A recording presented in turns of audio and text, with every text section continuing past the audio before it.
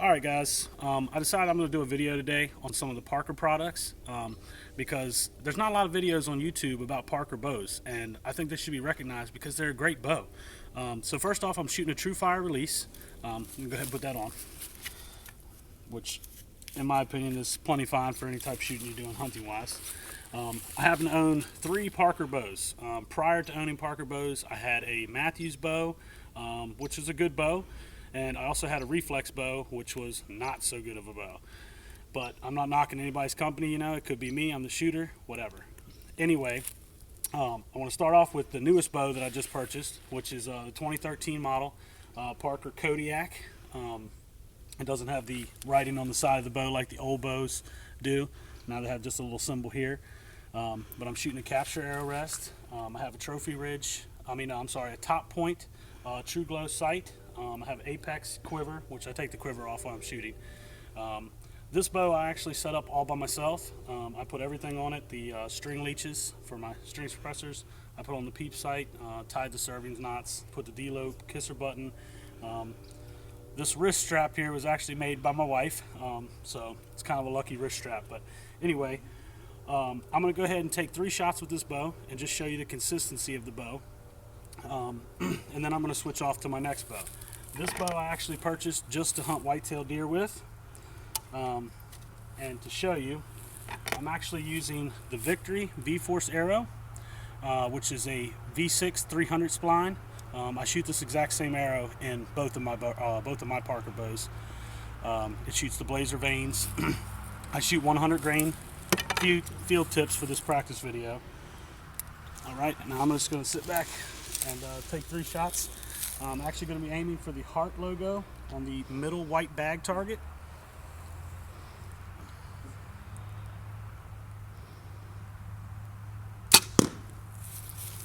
That shot looks a little bit to the left, I believe. That's probably shooter error. I'm not a professional by any means.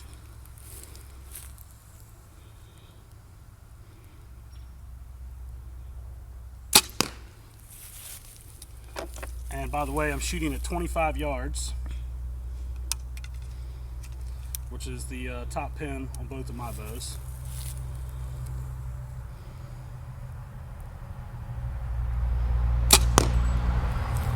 And that arrow I definitely pulled as well. Hopefully my photographer can zoom in on me.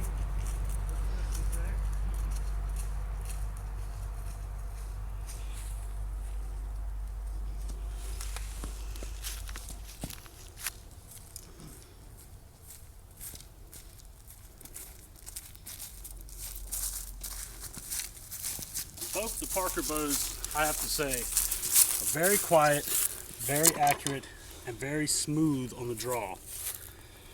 Now, my other bow I actually use for pig hunting. I live here in Virginia, and we actually having some pigs nowadays, which we didn't used to have. And this is the 2010 flagship bow by Parker, which is the Parker Inferno. Great bow. This actually has the same cam as the Kodiak, which has the nice back wall stop on the cam. And it's a solo cam bow, both of them are. This one actually has a roller guard. I have an amp 3-pin sight, whisker biscuit. I use an outer limit stabilizer bar on this bow just because it seems to work well with my Picatinny rail. And I actually have a green kill light on this bow, as well as my sight light, because hog hunting sometimes I do it at night, and I need to have that all set up. It has a string stop just like the Kodiak does. This bow was actually set up at a shop. I didn't actually put anything on this bow. This was all set up for me other than the light. But I'm going to take 3 shots with this bow. And this bow is a 60 to 70 pound draw, which I have it maxed at 70. The Kodiak is actually a 50 to 60 pound draw, and I have that one maxed at 60. But the Kodiak shoots at about 310 feet per second, which is really good for a 60 pound bow. And then my Inferno at 70 pounds is actually shooting 322 feet per second. I've had both of these checked at the archery shop. It's a nice pullback, locks into place real good, which I love, so it keeps you very consistent on your shooting.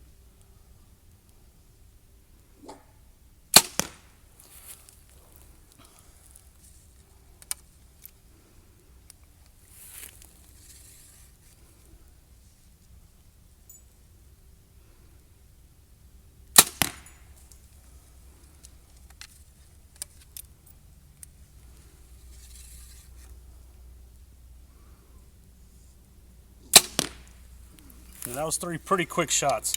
I didn't want to take up a whole lot of video time, but all 3 of those are definitely in the heart on the bag, which is pretty accurate shooting for 25 yards, I guess, being quick like it was. Okay, I take that back. Only one of them's actually in the heart. One's directly above the heart, one's just to the right of the heart. But that's about a, I'd say about a 3-inch grouping, 25 yards, which, you know, I'm just trying to be quick about this. Honestly, if I was going to do a video on my accuracy, it'd probably take me a lot longer, but definitely normally with my Parker bows, I can hold at least a 2-inch group easily if I take my time. And I also want to show you guys just at the end of what Parker's results are. Now, all of these bucks I have taken within the last 3 years since I've got the Inferno. This was the first one I got with my Inferno, which was actually a 10-point buck, which actually scored. He's got 2 gnarly little points down here on the bottom of his main beams. Short brow tines, but he's got a lot of mass to him. And he was actually killed the second day of bow season in 2010. And then I got this deer the year afterwards, 2011. It was about towards the end of bow season, but he's a typical 8-point. But he was nice. He didn't quite score. The first buck, sorry about that, I didn't tell you what he scored, but he scored at a 149, Pope and Young. And then these 2 bucks here, I actually got in 2012, within a day of each other. Same stand, and I just wanted to roughly show you guys, you know, that Parker products can get the job done. I mean, Matthews is great, Reflex is great, PSC is great. Not knocking anybody, but I just thought I'd give you guys some help on, you know, realize that the Parker bow is like half the price of a Matthews, and it does the same job. It's quick, quiet, accurate. Can't beat it. So, this is me telling you to smack them like Davy Crockett. Don't cut no slack.